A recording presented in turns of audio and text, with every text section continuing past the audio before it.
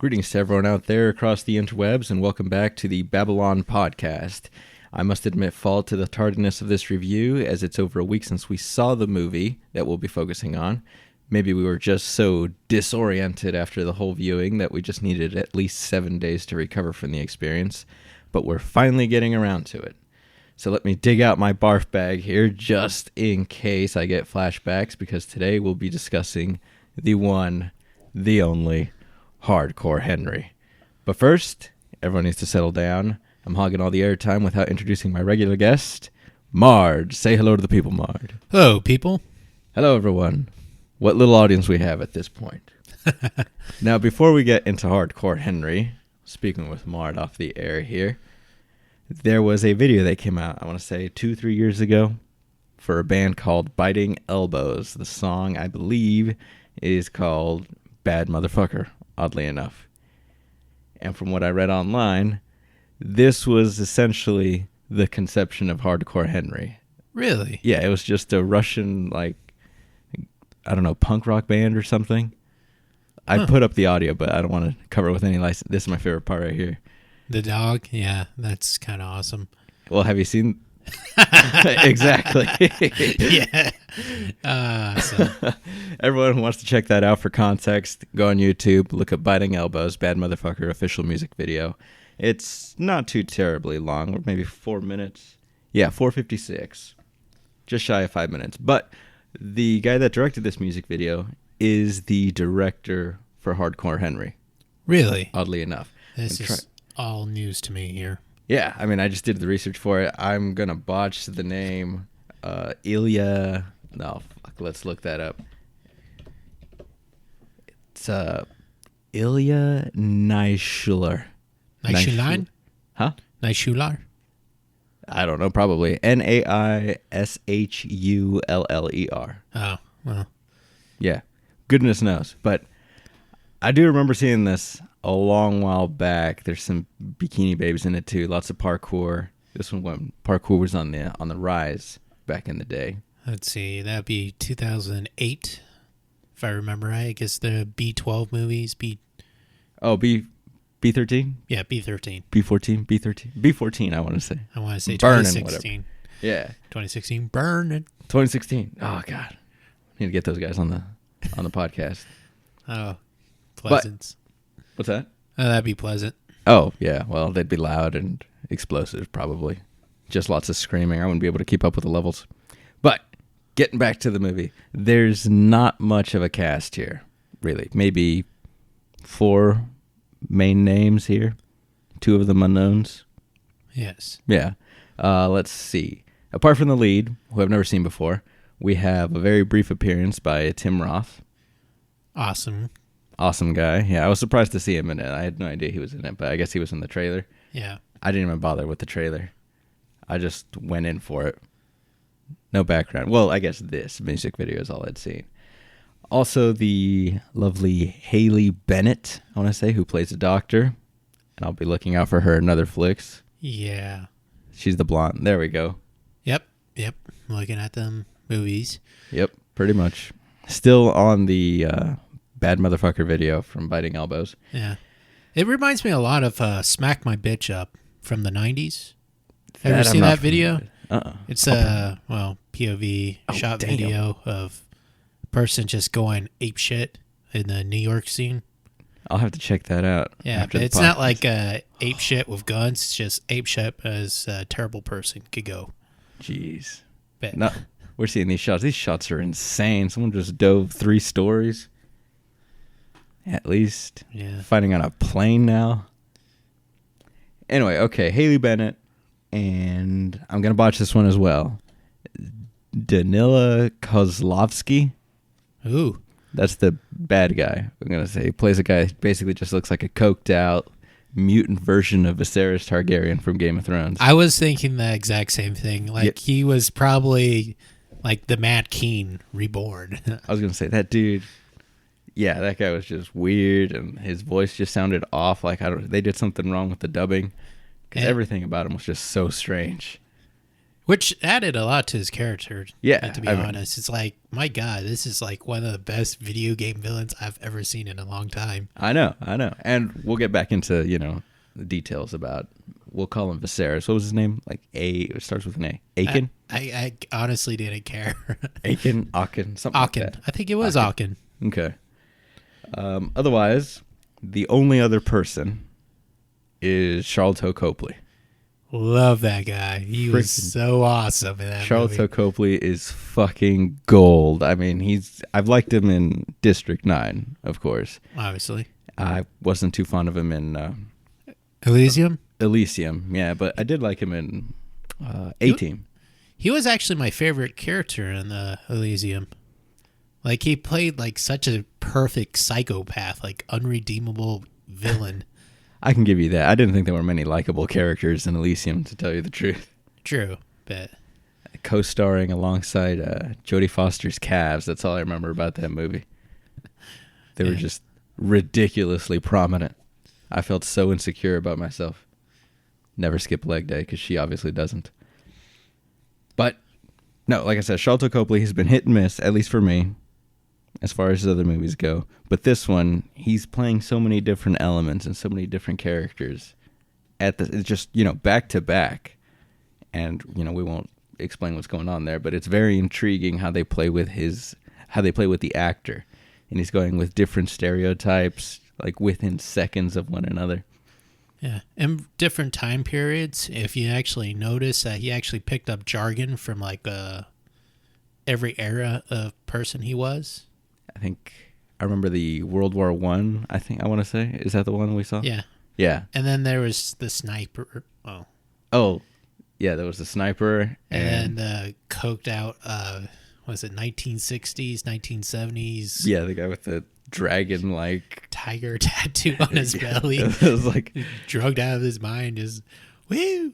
That was everything he does in this movie is just a gem, really. Yes. I mean, we can't describe it for people that haven't really seen it. You just have to watch it yourself and judge it based on that. Good luck watching it, by the way. Good luck. Yes. That's one of the flaws that we were looking. I mean, this movie has a breakneck pace. Just looking at the music video, I mean, it's nonstop here. They did not betray that when they did the movie. And you just need a break at certain points. I wish we had a break at certain points. It should have been. Keep in mind, we saw a matinee for this on opening day. So you can't expect much of an audience. We went, it was Mart and I, and then a third guy. And he only stuck around till, halfway through the opening credits? I think he made it to just the end of the credits where the blade was goring a person, and he's just like, done. Yeah. There was a third guy in there, and he left before we actually, got into the meat of the movie. Just the very beginning, he was like, nope, I'm done. And we never saw him come back. I thought he just went to the restroom or get a refill or something, but no. No. Never saw him again. So it was just Mart and I. We had the entire theater to ourselves. And which is good, because it would have been very embarrassing just sitting there coughing, wheezing, and well, at least I was, I know. Oh God. I had to tap out for like a few seconds.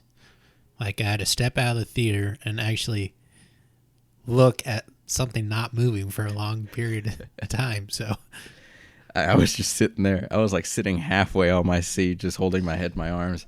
I needed a pause to steady my head. And they did have some slower parts for exposition, which, were required, really. But they were so far between each other and very short that it did not help at all, really. Yeah, I mean, but still, I appreciated any steady camera work on this movie, because everything else is just frantic. Just nonstop barrage, just absolute ridiculousness. The freaking Queen Jacket flamethrower guy who's in the trailer. No, it's not a spoiler there. Just comes out of nowhere.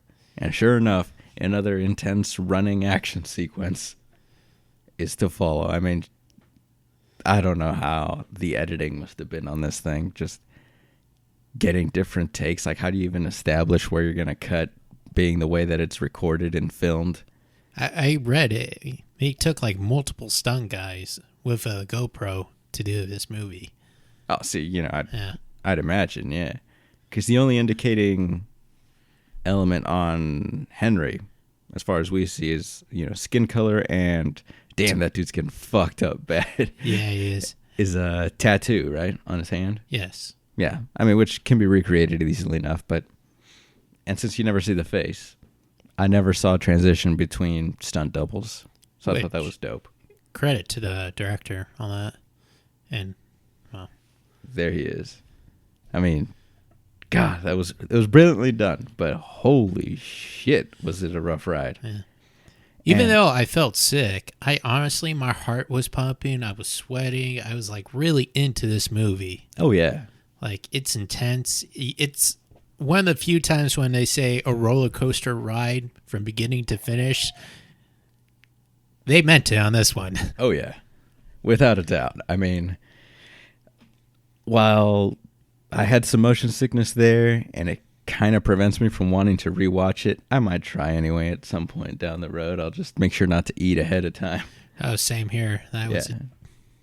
And, I didn't feel queasy enough to lose track of anything that was actually important to the movie, but it wasn't the most pleasant experience. I mean, it was a fun ride, for sure. Yes. Just nonstop craziness, just breakneck action, but still a lot of fun. What do you think of the story, though? That's what I was going to say. There's an idea of a plot, as far as I'm concerned.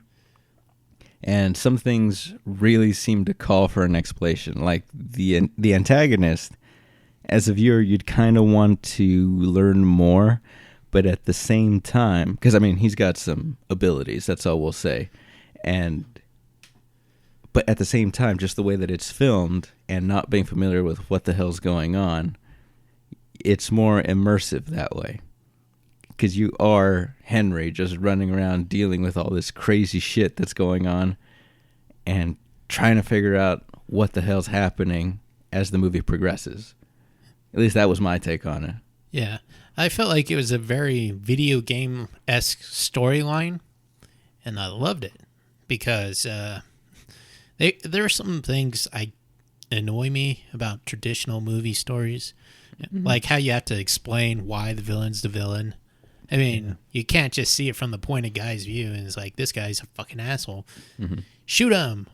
But no, you gotta, like, sidetrack from the story for, like, 2 seconds, see something about his childhood or some bullshit. And, well, I found it very entertaining that he was, like, unredeemably such a douche. They just didn't want you to waste any time on figuring out his motives, basically. Pretty much. Yeah. Whereas, like what you're saying about other movies, they just kind of crowbar it in. Like, oh, he's doing this, this is why he thinks what he's doing is right. But not this guy. Nope. This guy's just like, fuck everyone and fuck everything. I'm going to do what I want. Set like a video game villain. Like, half the time you never really hear their backstory until, like, the sequel, or if you read, like, what do you call those little books that came with the game? Oh, the booklets, the things that are now extinct? Yes, those ancient things. Now they come, if you're lucky, they come with a piece of paper with a link to a manual online. Nobody's going to look for that. I mean, just pop the game in. I mean, you should. Things have to freaking install nowadays, so you have time to go look at the manual, but yeah, we have to go download the damn thing. We're not going to do that. And then in those little manual things, they actually tell you who the villain is and why is he doing it. Backstory on characters. And the fact that I don't even remember the name of the booklet menu thing is kind of proof that nobody really cared. Well, that's from true. my point of view. I mean, I liked them. Some. The ones that were worth a damn. Yeah, but like Call of Duty, like, oh, yeah. Who cares about that guy? Like, yeah, I don't care why he's trying to bomb America again. Fuck that guy. I'm just going to shoot him. It's the same game every year. Yeah, it really is. There's this new feature. You don't need instructions for that. Fuck. You're playing the same white dude with the same issues, shooting the same type of people. Coloreds. Toast. Hey, it is Call of Duty. I swear to God, you find a white villain, I'll be surprised. I guess that's true. There's the last one I saw, that first Modern Warfare was like some nameless Middle Eastern country, right? Right. Did we transition to Russians yet or no? I think that was the second one, but then they moved on to some Latino guy, and then after that it was some black guy. And this last one, the one before this last one was Kevin Spacey. That's the one I was going to ask, yeah. Like when the hell did he come into the whole thing? It's like, haha, I'm a villain. Of course. Kevin Spacey, of course. He's the bad guy. He's the bad guy in everything, for fuck's sakes. Well, not in the next movie he's going to be in. 9 Lives. 9 Lives. Shout out to everyone. Look forward to that review. There's a second trailer out, too. Yes. Oh, my God. Before we review 9 Lives, though, we're gonna fight the taste of bile in our mouths and review House of Cards, I believe. That's one of the plans that's going around the house right now. But look forward to that. Not 9 Lives. Kind of dreading that. Are you going to watch it and then review it? Not in theaters, man. I'm not going to pay to watch. I really would love it if you did that. And I would actually go with you just to watch that movie and try to see if we get sick of that movie. We're going to have to see. It's going to be a bunch of kids. We're gonna have to do another matinee showing, get a whole bunch of people in on this stuff, because I think that's going to be a good one for, like, comedy. Yes. We're going to rip on that movie so damn hard. It's going to be awesome. It's going to be glorious. But before that, last thing I want to say about Hardcore Henry, the end. It just gets downright insane. Maybe it was just me. I saw some throwbacks. I haven't finished Clockwork Orange yet. I only make it as far as the second rape scene. Then someone walks into the room, and I'm like, oh, shit. I'm not watching this. No, it's someone else. Like, yeah, this isn't what I watch. Go put this on my screen. Damn it. Pretty much, yeah. It's happened several times. Shout out to Aaron from North Platte. Oh. She started with me in the dorms, saw what the hell was going on, and then booked. And I was like, oh, fuck. Yeah, I should probably go do something else. Oh, sweet E-Wise. Yeah. Otherwise, Henry's got to go through just hell at that very end. It's fucking Die Hard in 15 minutes. I mean, you're basically going up an entire skyscraper and just facing an entire army of fucking goons. Undestructible goons. It's like the last level of any video game where they just like throw everything in the kitchen sink at you, and you just got to go insane with the violence, like everything you've ever learned in the video game, like way shooting, over the top. Yeah. And of course, boss fights. That's yes. I mean, movies they don't work with like Metal Gear Solid type boss fights. It has to be just freaking Saiyans with little Saiyaman boss fights, just tons of minions running at the protagonist, and he has to just keep chugging along no matter what they throw at him. And it was incredibly intense. Like, even the guy, well, I guess we won't say anything, but there's a point where he's like all tired, you just kind of see him wobbly around, but sure enough, he has to shoot up, get back in there, and continue to kick ass for another 15-20 minutes. I thought the movie was about over at that point. I'm like, oh, fuck. Yeah. Several fake outs. Especially, yeah, when you mention the whole shoot-up thing. It's like getting the star in Mario and just going boop, boop, boop, boop, boop. That's right, yeah. It's just a little God mode or the last burst of energy and shit. And just like ultra fuck-up mode. Dun, dun, dun, dun. Yeah, man. I mean, definitely. Like you said, lots of video game, like, vibe is coming out of this, which, I guess might have been the intention by the way it was filmed. First-person POV. It was legit. I heard he was a huge fan of Counter-Strike, so that's like half the shooting's mechanics and the... Oh. Yeah. Now that I think about it, yeah, there was even the POV, you get to look through the scope of a sniper, I believe. Yeah. And those shots were fucking unbelievable. Of course, it was a movie. I'm just like, oh, damn, nothing but headshots. No spoilers, mind you. It's probably in the trailer. Goodness knows. Or maybe we're lying about the whole thing and you have to go see it. Yeah, it's, actually like 9 Lives that we're talking about right now. Yeah, we're just messing with you. Kevin Spacey is resurrected as a cat or some such shit. And it's called Hardcore Henry. All right. Purry Henry. 1 out of 10. What would you give it? 1 out of 10. Solid 6.5. I would say a 7. And I really want to say an 8 because, well, it's getting a 7 because it got me a little sick. Yeah. Well, see, that's the thing. Like, as fun as it was, I could go higher. But just the fact that I was feeling ill throughout the entire thing, like, I'm just like, oh, this is not pleasant. That's why it dropped. But I gave it 3 out of 5 online. Right. So I'd give it 6.5. Yeah, I'm giving it a solid 7 because all the video game references, and I'm a huge gamer, so loving it. Mm-hmm.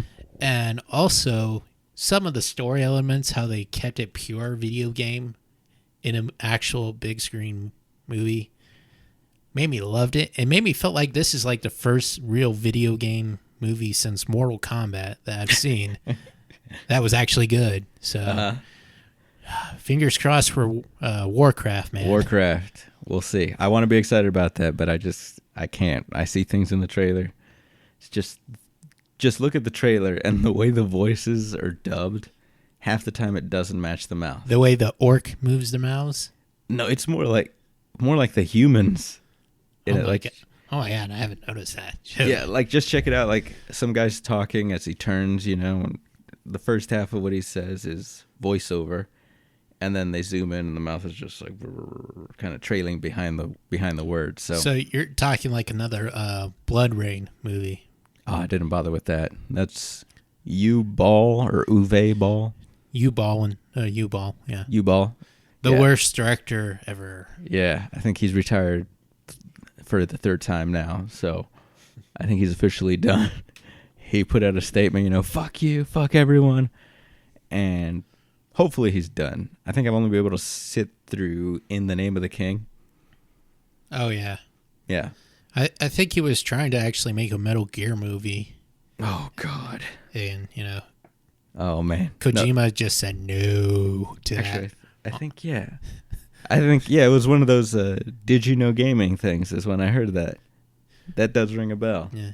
He tortured Far Cry, Blood Rain, and he did another video game. Postal, right? Postal and, what was it? Alone in the Dark. Oh, see, I didn't know about that one. Otherwise, okay. I gave 6.5. You did 7. Yep. Those are our ratings. Go check it out if you can. Just don't eat too much beforehand. Or tell your friends to do it, and then you don't eat at all. Yeah, strategize, just see them queeze. It'll be dreadful. But otherwise, I brought up all my talking points. Did you have anything else of note that you caught? There's one thing I truly love, and I think I will try to somehow download it to any device I have, is when Copley sings. Oh, that's right. That is such an awesome, strange scene in that video, that movie. Yeah, and God, that must have been a nightmare to film too, because it's just everywhere. It looks continuous, like there's no like pause, no like camera switch or anything. It's damn clean. Whatever the hell they did it right. And it's so strange. It's like one of those moments in a video game that you love because it's so unique. Like Raiden running around naked in Metal Gear Solid 2. Yes. Just comes out of nowhere, and you want to forget, but you can't. You can't. Except Charlton Copley, you would want to forget his singing, dancing number. I was going to actually say something else about Metal Gear, but it kind of steals the show. Go for it. I was going to go with Snake Eater, where you got to walk in a river of people you've murdered. That random quirkiness that you love. No, that was interesting. Yeah, it's like, that's how I feel about that one scene. And it's well worth to see. I guess, well, even it was Snake Eaters. Like, I kill a lot of people in Metal Gear. I did the first time around, but the second time I was trying to go non-lethal, and then I just ran out of ammunition. So I started killing people. Like, that's all I had. I had no choice at that point. But yeah, that was a very good. Oh, damn! I need to play that again. Yeah. I played it 3 times now. But like I said, like the hardcore Henry, Copley scene reminds me of that kind of strange quirkiness you get, which a lot of movies never get. It's just always, it has to go with the flow. Yeah. A lot of stuff, it takes itself far too seriously nowadays. Yeah. We just saw that in Batman v Superman. Oh, God. The joylessness. Yeah. So hopefully Suicide Squad changes that up a bit. Captain America, hopefully it's not too grim because they're dealing with some pretty serious subject matter, but Marvel's done a good job of keeping things lighthearted when they need to. Yeah. Like Deadpool. Freaking Deadpool. Love that movie. Damn, I can't believe the funniest guy in the Batman versus Superman movie was actually Batman. He had a couple one-liners. It's like, why is the joyless person being the joyful one here in the game? Yeah, he was just exchanging wits with, Alfred half the time. That was really good to see. Alfred's totally like that, but why does Batman have to do this? This is Superman's era. Fucking Flash. Anyone else? Maybe Batfleck's solo film will be grim and dark and broody. Or a rom-com. Oh, God. Oh, jeez. We need to put more fun into it. Starring Jennifer Garner. Otherwise, yeah, she'll be Catwoman. Anyway, thanks for joining us on Babylon. If you enjoyed the show, follow us on SoundCloud. We'll continue adding content, as I listed a few things. We have plans for a Nintendo show in comparison to Sony and Microsoft, and like I said, a House of Cards review. And we're going to try and review possibly individual episodes of Game of Thrones when that season starts airing, starting next Sunday, April 24th, which is going to consume the rest of my life. I'm slowly working myself towards that. Just have to survive for the next 11 weeks. Oh, wait, maybe 12, because usually they take a break for a holiday. Yeah, Memorial Day. Something, yeah. Fuck, 12 weeks. Anyway, if you have any thoughts or feedback of any sort, shoot me an email at babble.on.fin@gmail.com. Follow us on Twitter at Babylon_. Otherwise, we're on Facebook, page titled Babylon 2016. Thanks again to Marge for hopping on the mic tonight. You're welcome, and tell your friends about this. We need more people listening. Share. Give me some money. Maybe. Money. I'll just have to keep it under wraps so I don't have to distribute it with the co-hosts. That's it for us here in the studio. You son of a bitch. You should share it. Good night. It'll go towards the bills.